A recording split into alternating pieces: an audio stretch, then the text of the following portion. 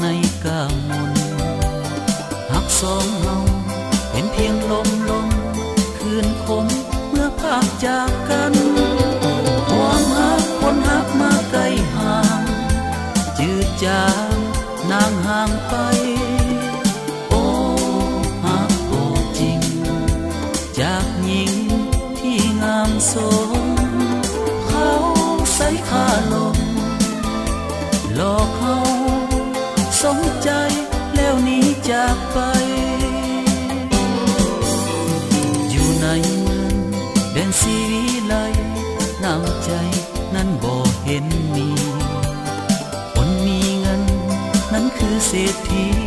นาลีก็มอบใจอย่าได้เอาหักนั้นแลกเงินหมดเงินแล้วหมดใจให้ความหักจริงใจจริงที่สดใสชีวิตเฮาคงได้สุขใจในหักนั้นล้นสวง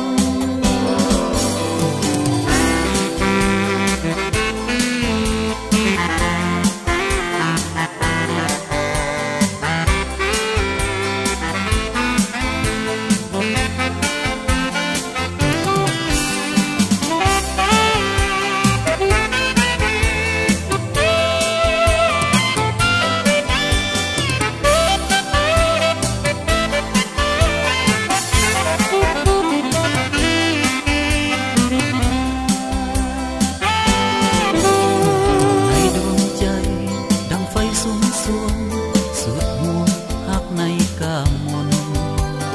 หักสองเฮาเป็นเพียงลม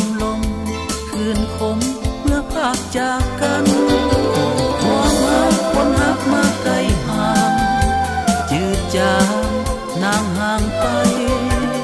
โอ้หักโอ้จริงจากหญิงที่งามสมเขาใส่ข้าลมหลอกเขาสมใจแล้วหนีจากไปอยู่ในเมืองแดนศรีวิไลน้ำใจนั้นบ่เห็นมีคนมีเงินนั้นคือเศรษฐีนาลีก็มอบใจอย่าได้